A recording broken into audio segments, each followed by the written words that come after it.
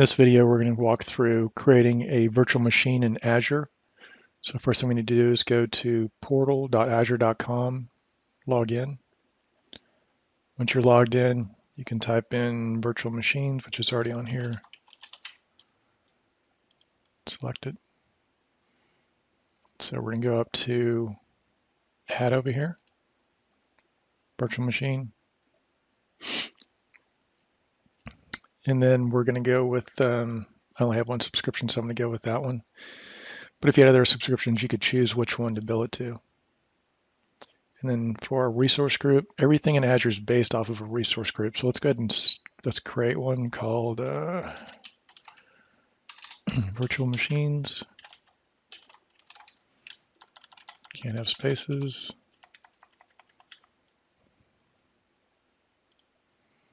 Okay, we got our resource group created, and then we're going to call the virtual machine Windows Server.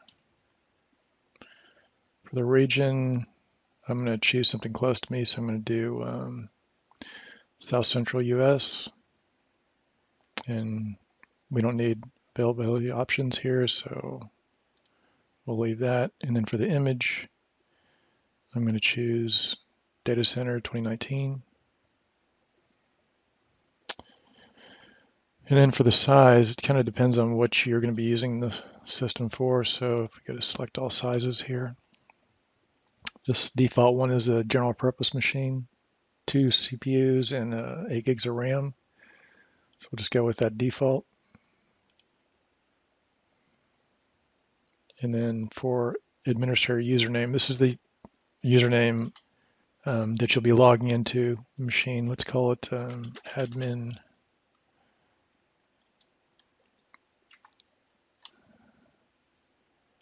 We can't use admin, so let's use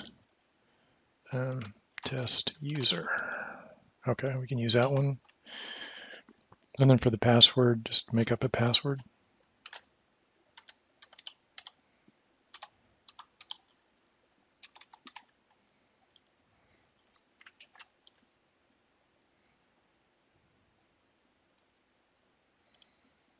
And confirm.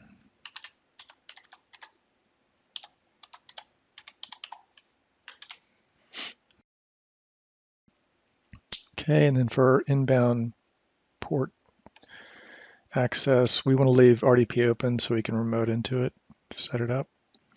And then for licensing, I'm going to say yes here. I want to use existing Windows Server licensing. This depends on whether you have software assurance or not, so you need to check with your reseller on whether you have software assurance on your Windows Server or whatever operating system you're going to be installing. And then we're going to confirm that we're eligible for the licensing, and then we'll click on Next for the disks. And I'm going to go with just standard SSD, but you have options for standard regular hard drives and then premium SSD. We'll go standard SSD. Then I'm going to go with the default encryption, and we'll leave this unchecked. And it's already set to manage disks. That's good. So go to networking. I've already created a virtual network, but you probably won't have one if you just started using Azure. So let's go ahead and create a new one. And let's call it VNet. And then let's do 10.3.0.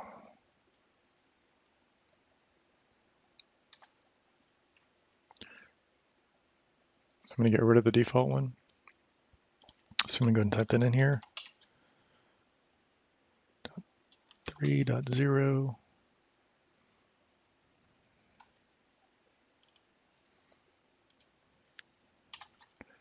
.0/16. That gives us a bunch of IPs we can use.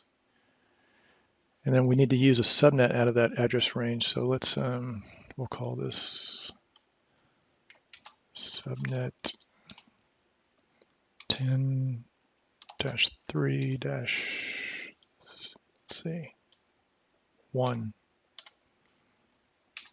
Okay, and then for the address range,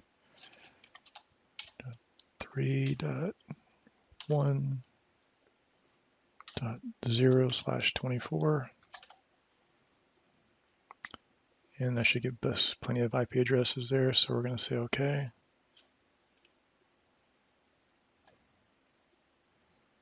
All right, so we've got the subnet, we've got the virtual network set up, and then we will need a public IP address to access it, so we'll leave it there. Actually, let's create a new one, so let's see what this looks like. And I'm doing basic and dynamic. We don't care if it's static or not. This is just a test machine, but you would usually do static if this is a production server. Okay, so we're going to hit OK here. Next security group, we'll just go with basic and public inbound ports. Same thing before, RDP port. And we don't want to place this behind a load balancer. This is a test machine. So we'll go to management. We're going to use the basic free plan for management. For diagnostics, we'll go with the recommended enable with managed storage account. And I'm going to leave all this other stuff unchecked because we're not going to be going through backups and auto shutdown stuff. And I'm going to change this patching to manual. And that should be everything. I'm not going to put it in a host group. I'm not going to put it in a proximity placement group. We'll leave it as a Gen 1, which is fine. And then let's go ahead and hit review and create.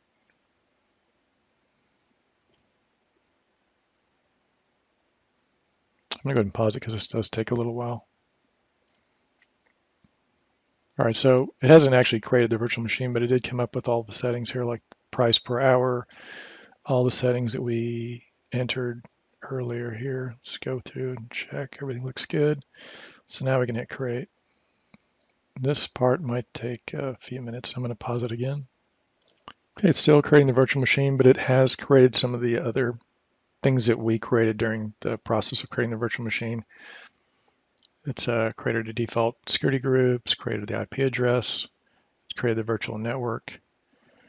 So now we're just waiting for it to finish creating the virtual machine. So we'll come back in a minute. All right, so it just finished creating the virtual machine, all those resources. So let's go to the resource here. All right, so here's our virtual machine here. Looks like it's already running. We've got this public IP address here. So let's see if we can connect to it. So we're going to hit the connect button here. We're going to do RDP. We'll download the file here.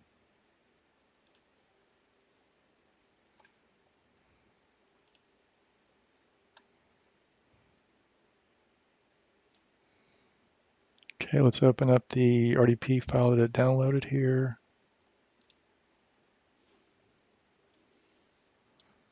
Okay, we're going to connect.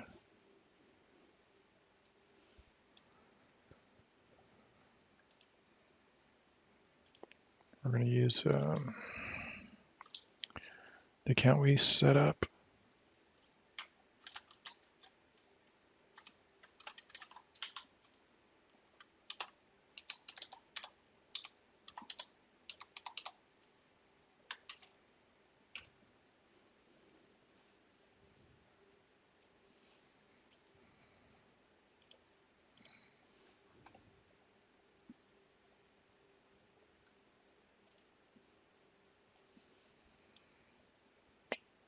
It's logging in now.